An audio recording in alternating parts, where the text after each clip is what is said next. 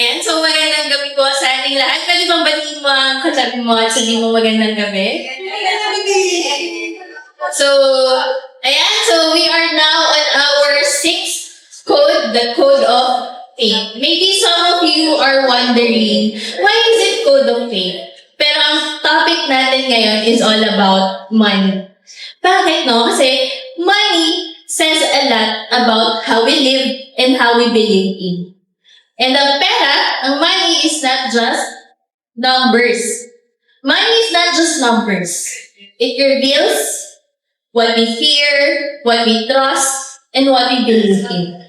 And tonight, pag-uusapan natin ang code of faith. And just like any other code na napag-usapan natin before, it is a set of principles that will guide you how to live, how to decide, and how to trust, especially in terms of finances. So magandang gabi po sa ating lahat at excited din ako to share sa inyo itong code of faith. So may tanong lang po ako, no? Yan. Sino dito ang naranasan na nila nakakasahod lang, pero biglang naging kwento na lang ang kanilang sahod? Ayan, sakto, malapit na. Ayan, 13 na ngayon, sakto yung iba. Sa sahod na.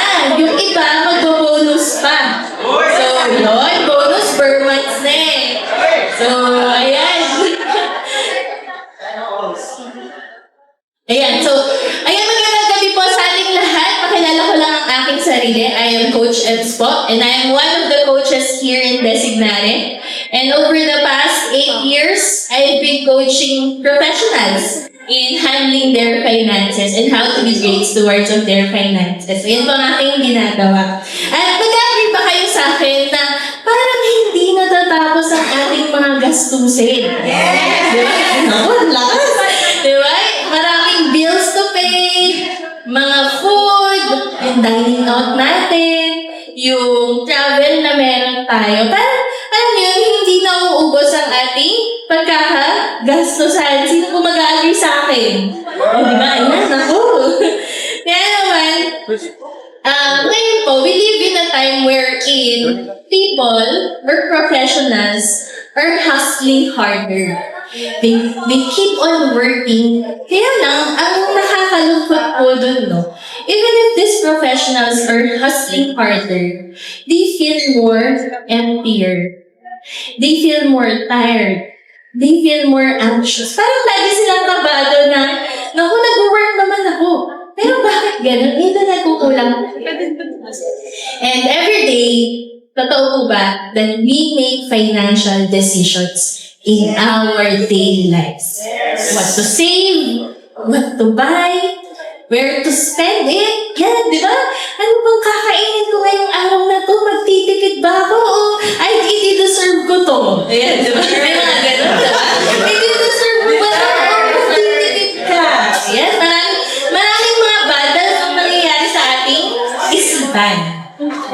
And when we talk about money, sometimes it is always connected with the word. Sabihin nyo nga po. Ayan. So, ano nga ba pag sinabing economics? So, ang economics is the study of what? It is the study of how people, businesses, and governments make choices. Sabihin nyo nga po, choices. Choices about what? Choices about the limited resources. That limited resources, ito po yung money, yung time, yung mga material resources or natural resources to satisfy what? The unlimited wants and needs. So in short, ang economics po is about making choices. When we say economics, it's about making choices. Kasi po, hindi lahat ng gusto mo, makukuha mo. Oo, titingin sa crush kasi baka hindi makuha. Diba? So, diba, hindi mo lahat ng gusto mo, makukuha mo. Bakit? Kasi limited yung resources. Pero yung kagustuhan natin ay unlimited. Diba? Tama po ba yun? Nag-agree po ba kayo na parang, ito, kakalabas lang ng iPhone 17, meron na namang iPhone 18, meron na namang gusto ng iPhone 18. Tama po? May pipila na naman sa Makati, sa Greenbelt. Yan. So, basically, ang economics po is about, kung isi-simplify natin, is about the supply and demand.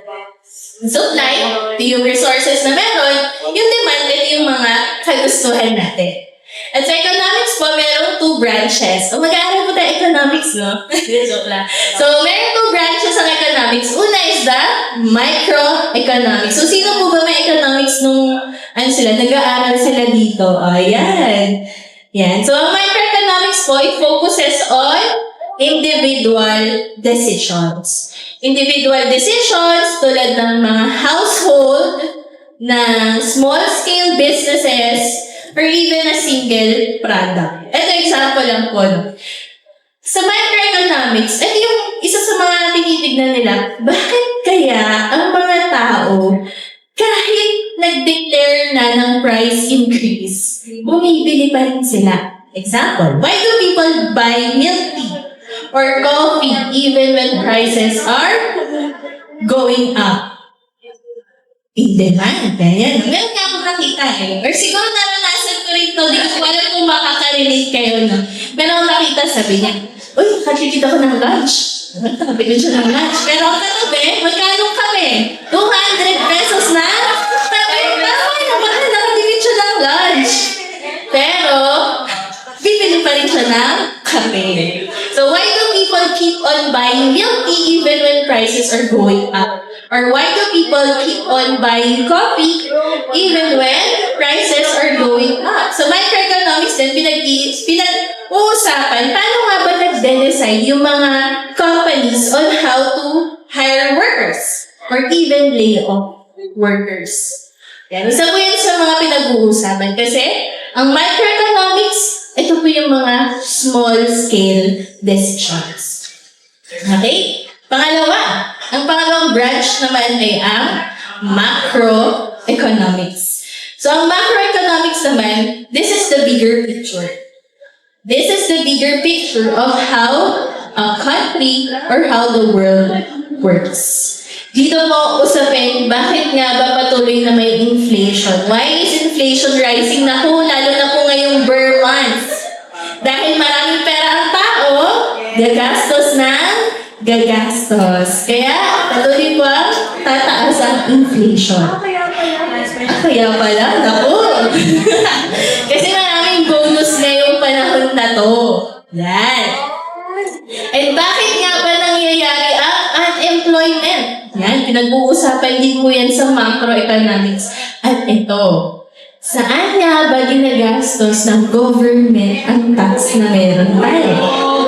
Ayan. So, hindi na po ako magdidig-deeper doon, pero parte siya ng macroeconomics. So, in short, ang macroeconomics po ay the big-scale decisions, the large-scale decisions na ginagawa. But in these branches, the micro and macro, meron po itong core problem. Meron itong problema na gustong masolusyonan. At yun po ang scarcity. Sabihin nyo nga po, scarcity. Yan. Bakit nga ba may scarcity? O ano ang ibig sabihin ng scarcity? So, ang scarcity is it means the resources are limited. Yan, nabanggit ko na po yan kanina. Limited ang resources, pero ang wants and needs natin ay unlimited. Yan. Kaya po nagkakaroon ng scarcity. Ibig sabihin, hindi nagmamatch yung demand sa supply. Hindi nagmamatch yung kagustuhan doon sa mga available na bagay sa atin. Kaya merong scarcity. At yan po ang pilit na sinusolusyonan. Kasi that is the core problem the scarcity. Kaya naman, because of this problem, we have to make choices sa buhay natin. Sabihin niyo po ulit, choices. Yeah. And we have to make choices. And every choice we make, there is a cost. Nasaan na ako? Ay, wala. Ayan. But every choice we make, there is a cost. At yun po ang tinatawag na opportunity cost. Opportunity cost. Ano naman ibig sabihin ng opportunity cost? It means na meron kang value na kailangang i-give up. Meron kang isang bagay na i-give up for you to gain something. And whenever you say yes, you are saying no to something else. And that is the opportunity cost. Example, mahilig kasi po ako sa kape, no? Example, bibili ka ng kape. So, example lang, that coffee is worth 200 pesos. And that 200 pesos ay that 200 pesos na ginamit mo pambili ng kape is not the same 200 pesos na pwede mong gamitin para makapag-save.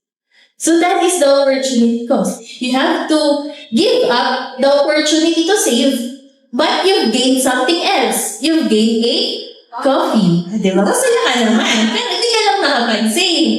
Kaya lang, minsan, karamihan sa atin, or sa mga nakakausap namin, marami silang pang-spend. Walang pang-save. So, nawawala yung opportunity nila to save. Pero meron daw silang opportunity to spend. Di ba? Yan lang, dapat po, again, you have to make choices sa buhay mo. Na-imagine mo, ngayon, maisip mo na, pag ako ba nag-spend neto, nag-gain nga ako, pero mawawala yung opportunity ko to save. Ayan. So, mapag-iisip-isipan na natin. No? So, imagine you have 10,000 pesos. Kapag may 10,000 pesos po kayo, anong gagawin niyo sa 10,000 pesos? Ayun, magtatanong po ako. Sir, ayan, magandang gabi po. Pag may 10,000 ka po, alam ko po maliit lang po to para sa atin, no? Medyo lang. Kasi mayaman tayo, di ba? So, pag may 10,000 ka po, sir, anong gagawin po po?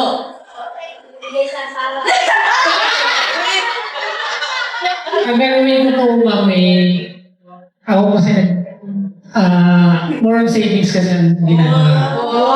Kung survival investment ko naman, siguro sa isang month, kung 10,000 na nabibigay sa akin, baka ang magastos ko mga 3 to 4, 6,000. Wow, grabe yun, no? Ang gagastusin niya lang daw po, 3,000 to 4,000. Sana all! Sa 6,000 isisave. Thank you po, Sir Ronald. Ayan, sa kabila naman magtatanong ako. Ito si John, si JN. JN, anong gagawin mo kapag may 10,000 pesos ka? Pagdadagdag na lang sa sari-sari store. Pandadagdag niya daw sa sari-sari store. So, meron ng isang magsisave, merong isang mag-i-invest, yung iba kaya, tanong kaya pati ka sa likod. Si Gracia. Ito, Gracia, anong gagawin mo sa 10,000? Tiger. Ano?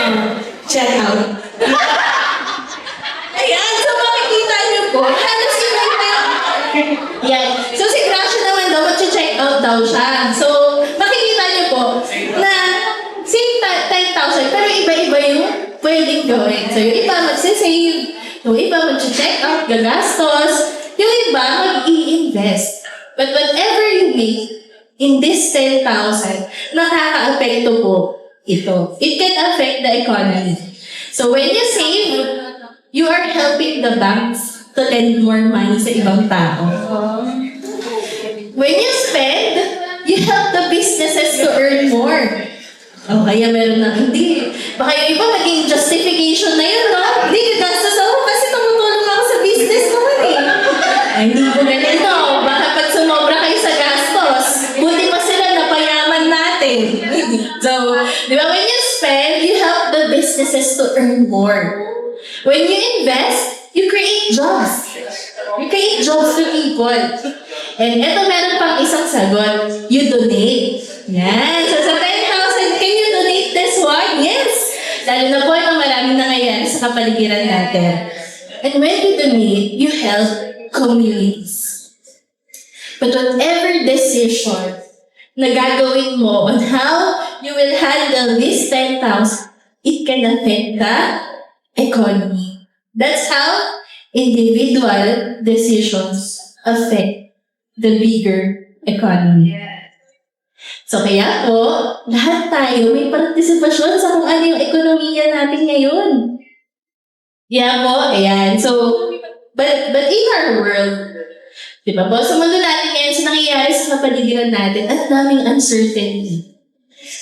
The inflation, the unstable jobs, patuloy na nangyayari, the rising prices, tapos yung constant comparison.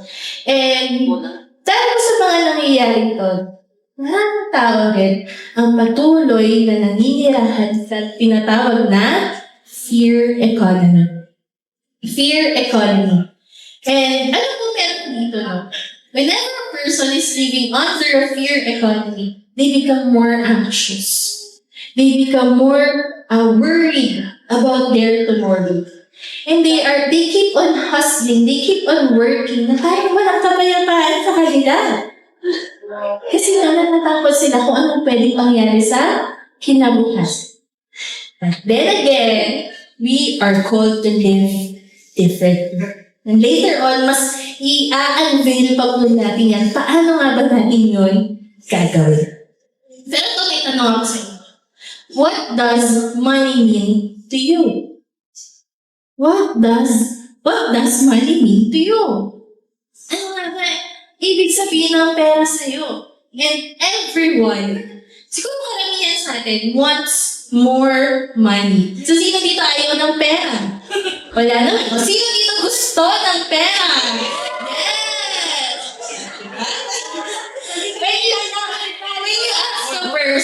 When you ask a person, anong gusto mo? Kanina ang sagot ay, pera. Kasi panggastos nila. Para sa mga pangangailangan nila. But the question is, why do we want money so much? Bakit nga ba natin gusto ng pera? And over the years, merong isa pong financial guru, si Ken Honda, but he studied the reasons why people want money. So I will give you 6 reasons bakit nga ba natin gusto ng pera. Una dyan is to maintain a basic standard of living. So, pag tinanong mo ang mga tao, bakit ka nagtatrabaho? Para po meron akong pagsustento sa mga pangangailangan ko.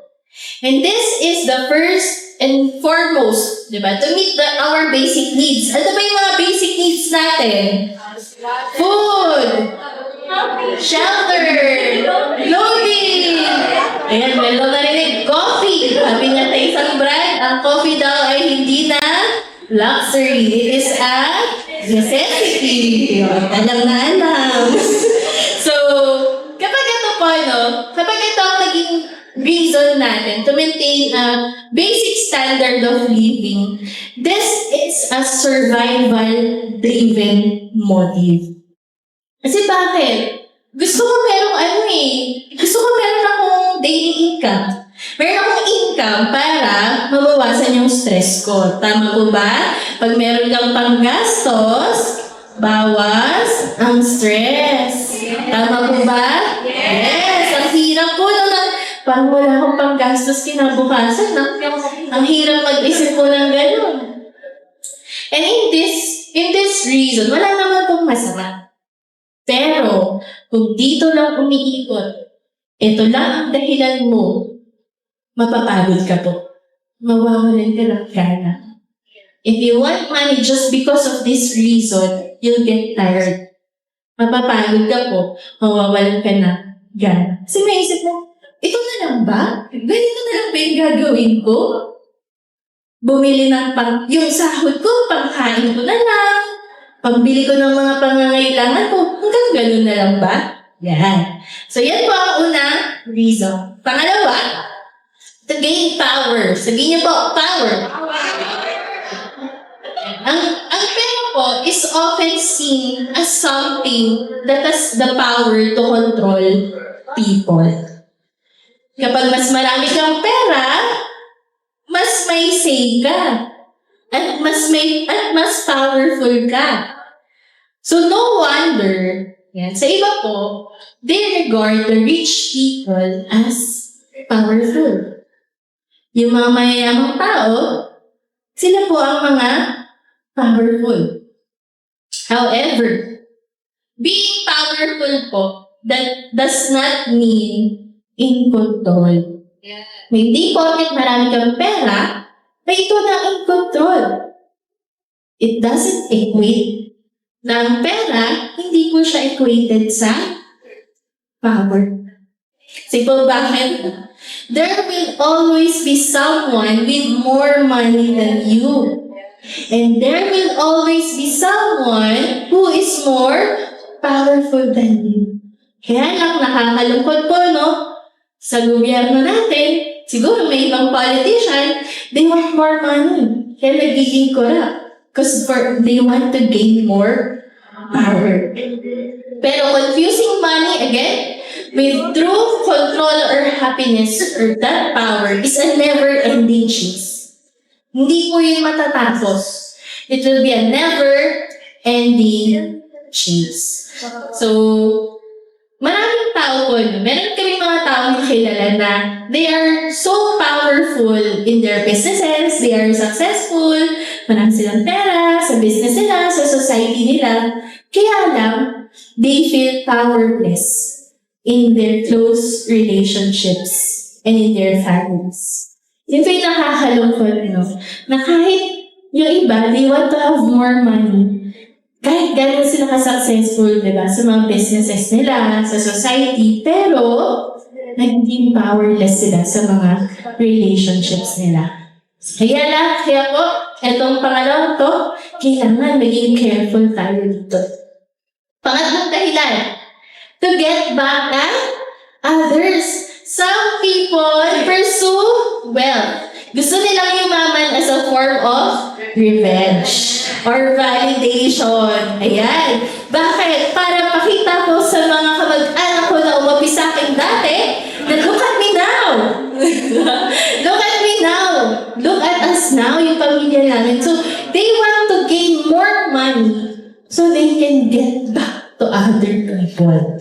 So, ito yung mga tignan mo ako ngayon, may bahay na ako. Tignan mo ngayon, may kotse na ako. Nakakagala na ako sa kung saan saang lugar. So, meron po ba kayong mga taong kilala? Hindi na ako magtatanong, no? Hindi na ako magpapataas ng kamay. But, if this is the motivation why we want money, yes, it can satisfy us on a short term. Diba? Kasi ganti ka, nayamang mo yung sarili mo. Pero, hindi po ito tumatagal. The peace and the happiness that you can experience, hindi po yun tatagal. So, maraming tao gustong yumaman para patunayan sa iba na kaya ko. Ako yung dating minamaliit nyo. Pero ngayon, maliit pa rin. Joke. Ayan. So, pero pag ganito po yung mindset na meron tayo, hindi po ito tatagal. Okay? Pang-apat na dahilan, to find freedom. So, let us take a look at an example na kung saan ang isang tao ay may sapat na ipon. Sapat na ipon, meron siyang pinagkakakitaan, meron siyang regular na trabaho. Tapos, modest lang yung kanyang lifestyle.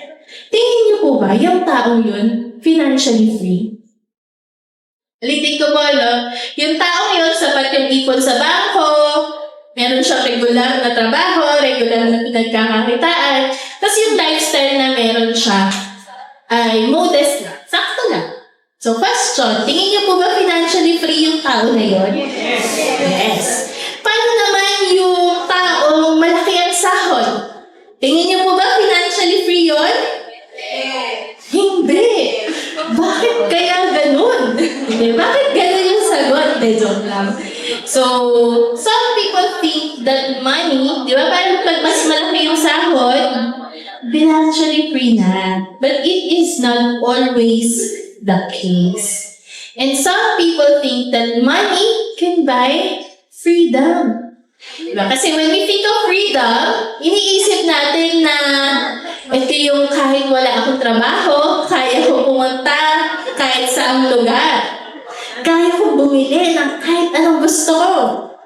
Tama ba? Pag sinabing freedom, ganun yung naiisip ng mga tao eh. Kaya kong bilhin yan, di ako titingin sa presyo. Sana, di ba? Di ako titingin sa presyo. But, to live freely like that, kapag ganun yung gusto natin, totoo, we need to have tons of money. We need money. But the truth is that many of us have more freedom and more options that we might even realize. Ang totoo po, hindi po nakabase sa bank account nyo, sa sahod nyo, yung freedom na gusto nyo. Bakit?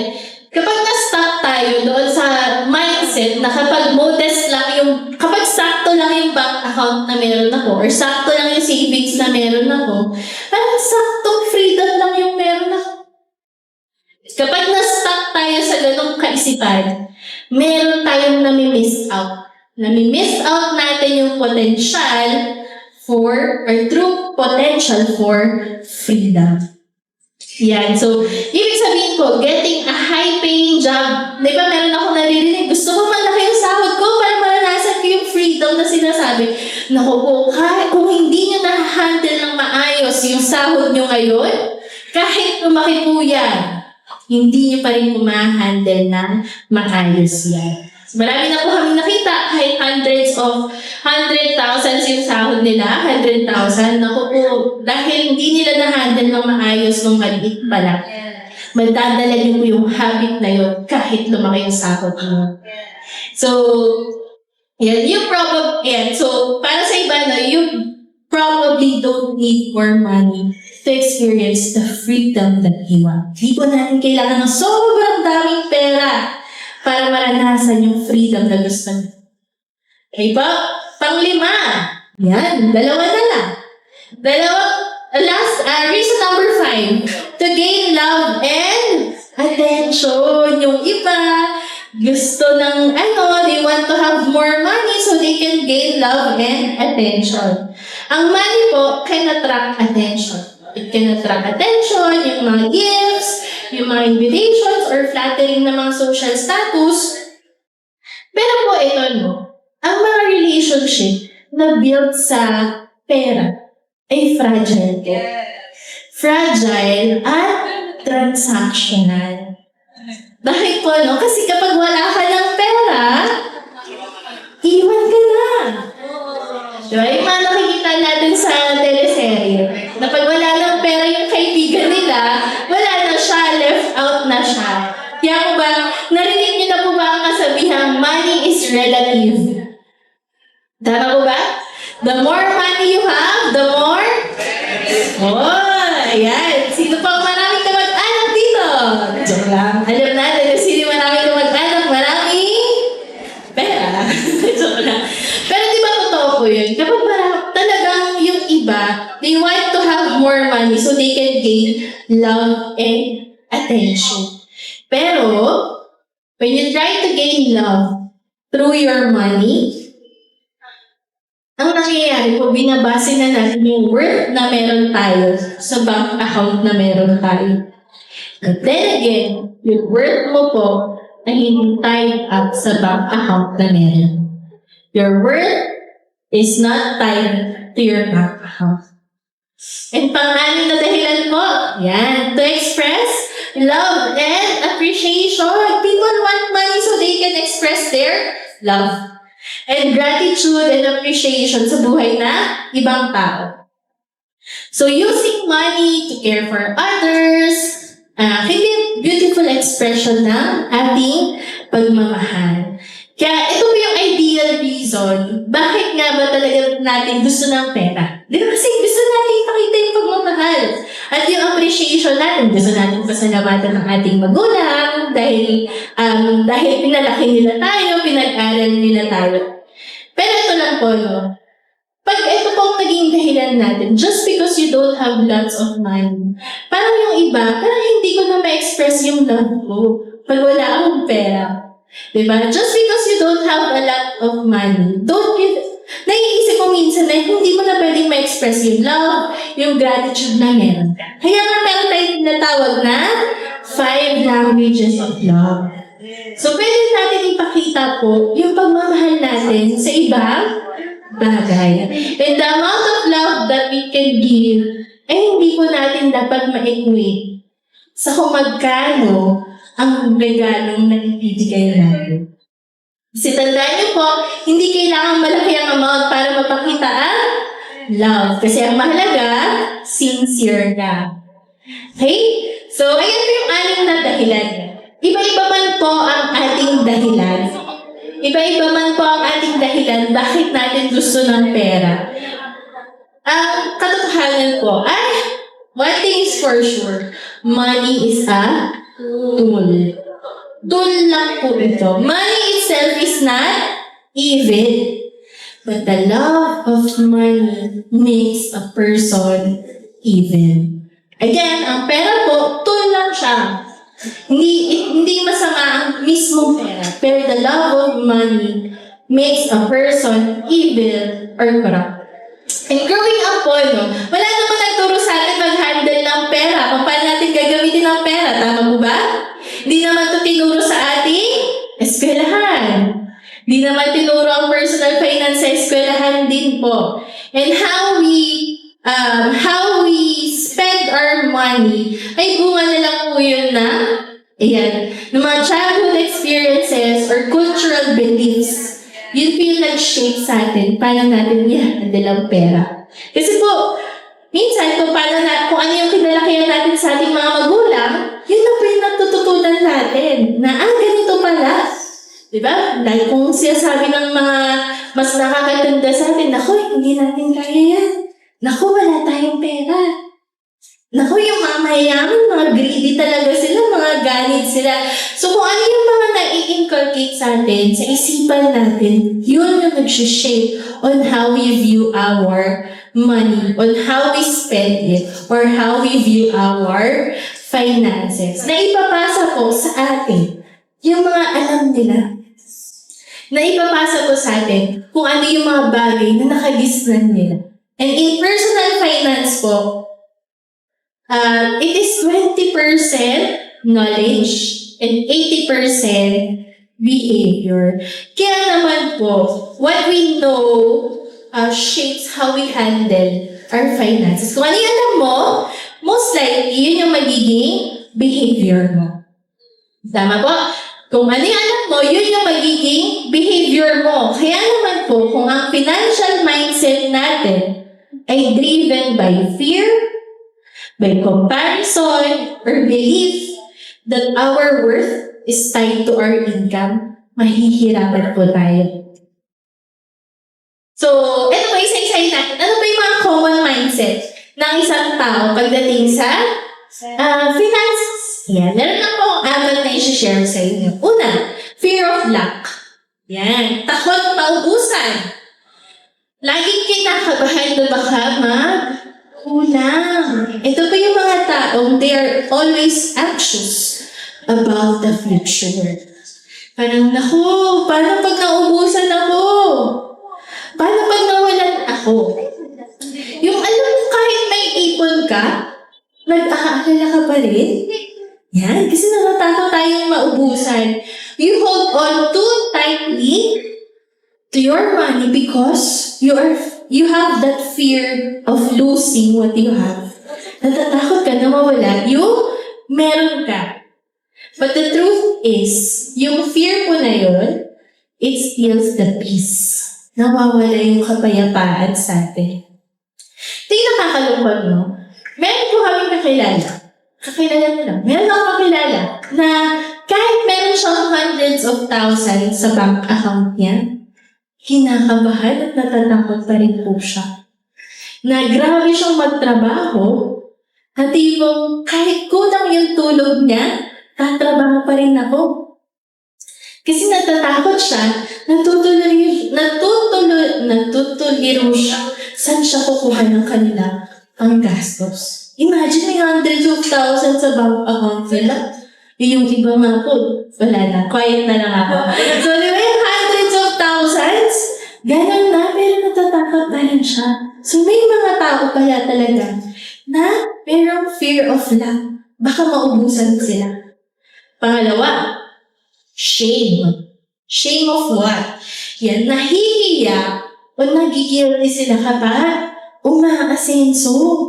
Yan. So, may mga tao po na they downplay their success. Yung na-downplay nila yung success nila. Kasi nga, isa sa mga nagiging reasons, they were, yung upbringing nila, na ang mga mayayamang tao ay greedy. Yung mga mayayamang tao ay ganid. Yan. So some people, they earn more, they get promoted, they start living comfortably. Pero, imbes na maging masaya, they feel guilty. Na parang pag umangat ako, nagigilty ako. Kasi nga, parang meron silang mindset na hindi ako pwedeng maging successful.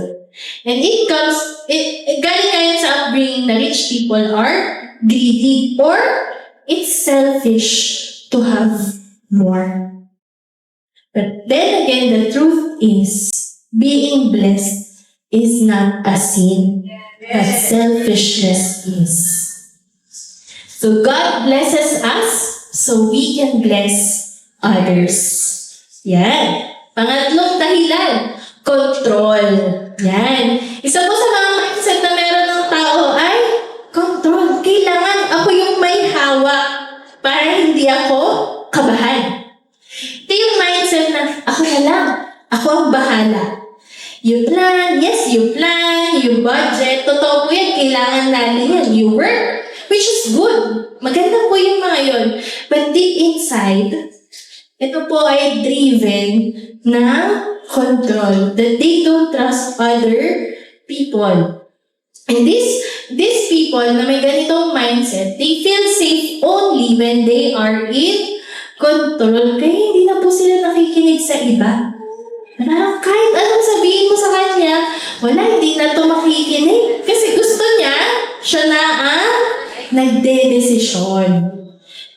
Kaya naman po, yung mga tao may ganitong mindset, kapag na-shaken na ang buhay nila, nagkaroon ng job loss, nagkaroon ng sakit, nagpapanik na po sila. Bakit? Because their sense of security ay nakaangkla sa control. Kaya pag hindi na nila control, nagpapanik na po itong mga tao to. Nagugulo na sila when things get out of hand. And they feel out of control, kaya nahihirapan po sila maka-recover. Yan po ang pangatlo. And last mindset, comparison. Yan. Ito naman po, tinitignan nila kung sino nang mas mayaman sa kanila or sino nang mas ahead sa kanila. So, na-experience nyo pa ba ito? Ayan, mag-scroll ka sa social media, di ba?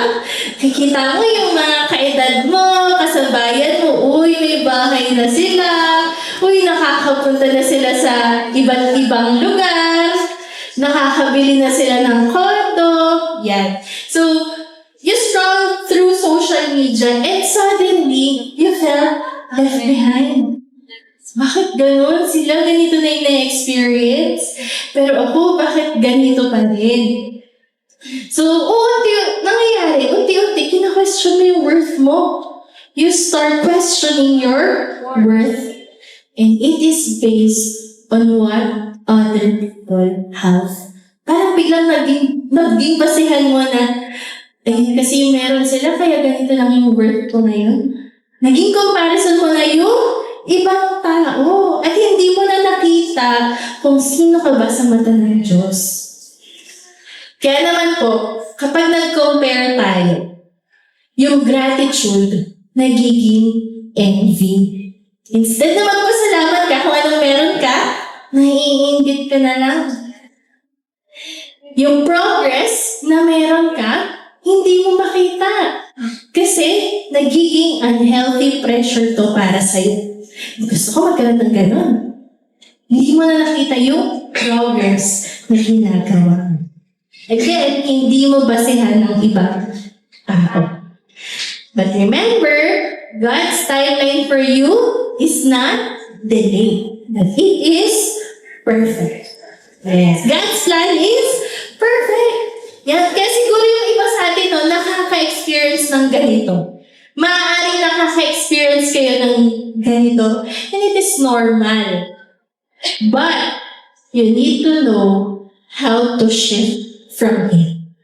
Kailangan makaalis tayo dun sa mindset na comparison kung yan yung na-experience natin. You have to be reminded that the Lord's plan for you is perfect. Yan. So, itong mga mindset na to, no, yung fear, yung shame, yung control, yung comparison, these are the signs that we are living under the fear economy. You hustle harder, but you feel emptier. You earn more, pero bakit parang hindi ka na nag-enjoy? Yan. So maybe it's because we've been chasing the wrong source of security. Di naman po sinabi ni Jesus Christ na wag daw nating isipin yung pera. In fact, marami nga rin po sa Bible about money. But He said in Matthew 6:33 that you have to seek His kingdom. Kasi po nangyayari yung shift from fear to faith when we have or when we reorder our priorities. When we reorder our priorities and we learn to trust our Father knows what we need. Alam ng Lord kung ano yung kailangan mo.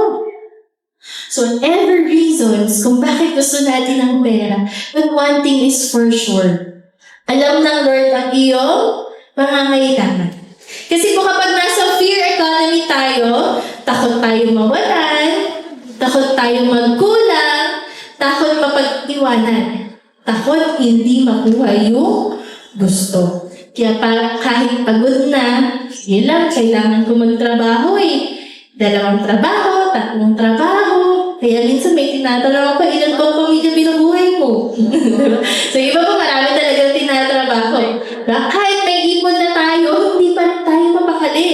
Kasi deep down, we're depending on money to feel that security. When only God can truly do that and give that security. And that's what it means to faith economy. Ayan, to faith economy.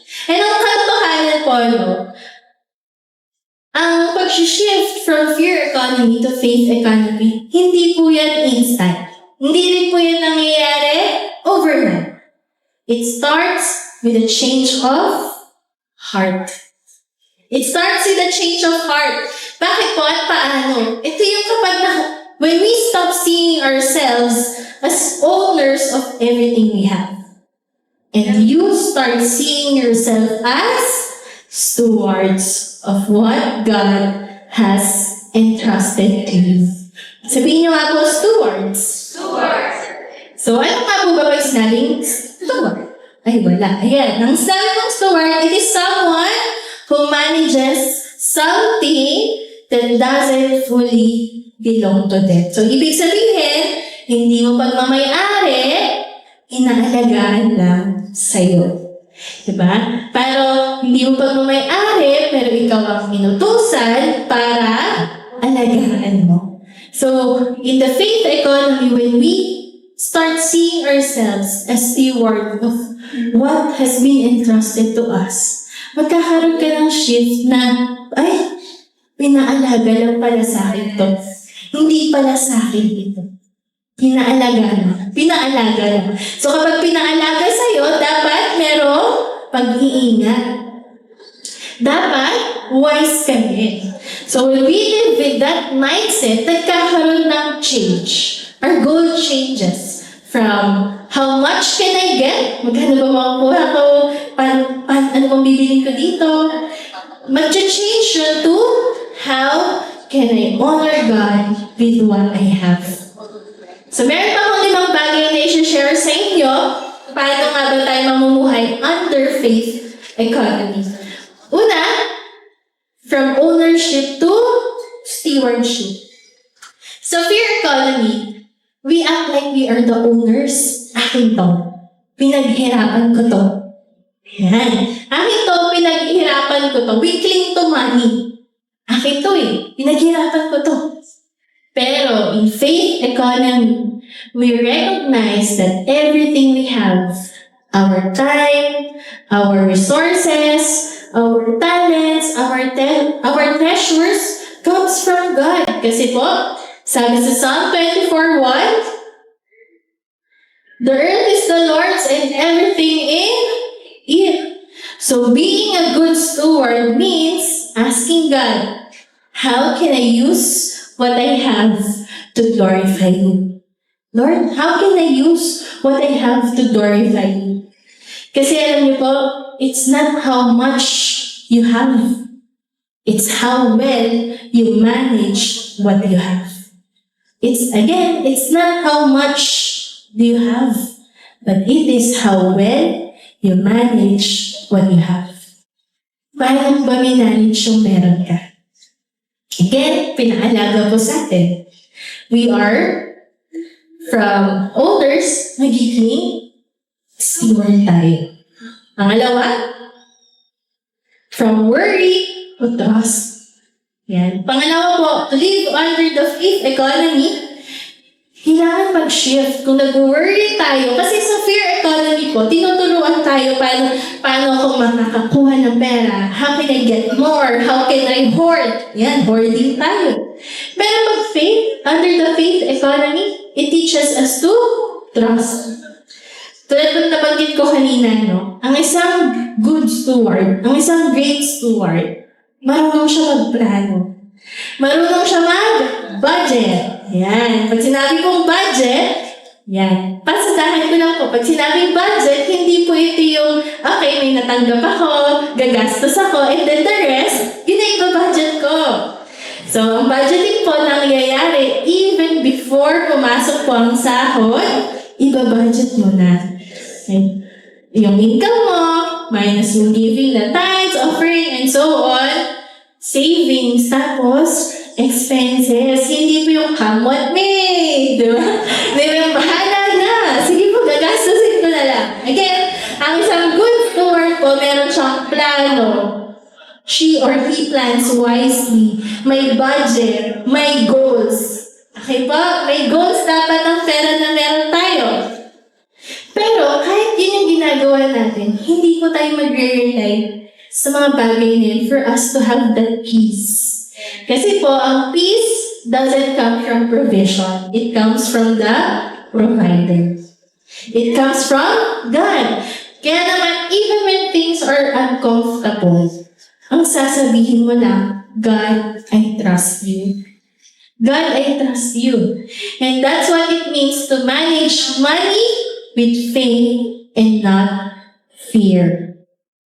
Pangatlong mindset. Ayan. Pangatlo po, on how to live under the faith economy from accumulating to assigning purpose. So, fear economy po, ang goal, to get more. Diba? Kailangan magkaroon ng maraming pera. It teaches us to accumulate and upgrade.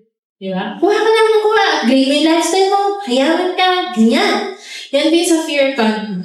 But in faith economy, the goal is to give more meaning sa meron ka. And learn to say, I have enough.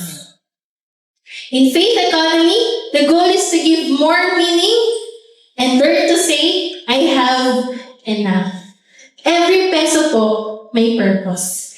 Kaya pag may nakita kayong piso dito, pulutin nyo kasi, uy, may purpose ka, di ba? So again, every peso has a purpose. Hindi po tayo nag-earn just to spend. We don't earn just to spend. Yes. We earn to serve. To serve the bigger purpose. You budget so you can bless other people. Sana umabot tayo sa point na sa budgeting natin, meron tayong tinatawag na charity or benevolence fund para hindi po nagagalaw yung mga necessities natin. Na para pag may taong nangailangan, meron ka nang nakatabi. Kahit walang nanghihingi sa'yo, pero dahil may nakatabi ka na, pwede ako magbigay. You budget to bless others and you invest to create an impact. Our money goes bigger than ourselves. Hindi po to para sa atin lang talaga. So yeah, you can ask yourself, what does God want this month? What does God want with this money na gagawin ko? ko. Paano ba to gusto ma-spend ng Diyos? Bakit? Again, it's all about assigning a purpose. Bawat, di ba? Pag magbabudget ka, 1,000 para sa all of fear, they work harder, but they fall behind. They save everything, yet they lose everything. They compare themselves, pero lagi silang napag-iiwanan. And they control everything, yet they fail. That's the fear economy. Kung saan ang peace nakadepende sa pay, nakadepende sa income. But the code of faith says, work hard, but trust harder. Save wisely, but remember your source. Celebrate others, and stay faithful. Plan well, but surrender the outcome. We call this code of faith because it's more than just about money. It's a way of life. It's a mindset. It's a heart posture. It is your daily choice to trust God in a world that tells you to fear. When you live by the code of faith, money stops being your master. It becomes your tool. It tells the world who you trust, what you value, and whose you are. Kanino ka ba nagtitiwala? Because at the end of the day, faith is not measured by your net worth, but by your trust in God. So tonight, as you go back to your work, you have to ask yourself, am I living by the code of fear or by the code of faith? Because at the end of the day, ang totoo pong success is not how much you have, but how much you trust the one who gave it to you. And when you do, you'll realize even when you don't have much, you already have more than enough. Because you have a faithful God. And all you need to do is be faithful in what He has entrusted you.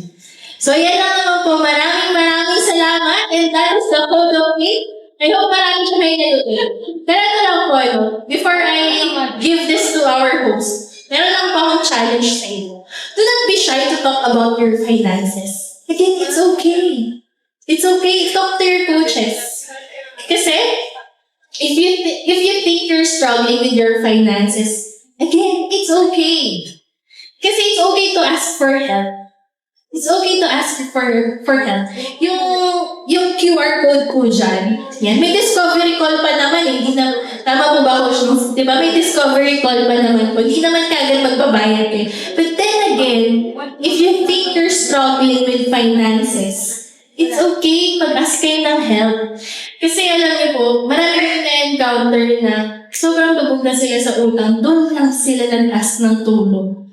Pero kung noong umpisa pa lang, nanghingi na sila ng tulong, baka hindi sila umabot sa millions of debt. Di na nakatapos, di ba, maapektuhan po kasi yung mental health nila. Sobrang nalulungkot sila. Sobrang nai-stress sila. Yan. So, but, if you're doing well financially, bakit? Kasi even when things are going smoothly, find ways to make a bigger impact with your resources. If you think you're doing well, very, very good job. Pero, try mo pa rin po mag-ask ng help. Paano ba ako makaka-create ng bigger impact sa meron ako? Kaya naman po, take a step today. So let's explore how can we move from fear economy to faith economy. So meron na akong activity, no? Meron na po akong activity. Siguro, this is something na pwede niyo pong pag-isipan. The one fear that you're letting go of ngayon when it comes to finances. One fear I'm letting go of. One area I'll start trusting God with my finances. And one financial faith action I'll take this month.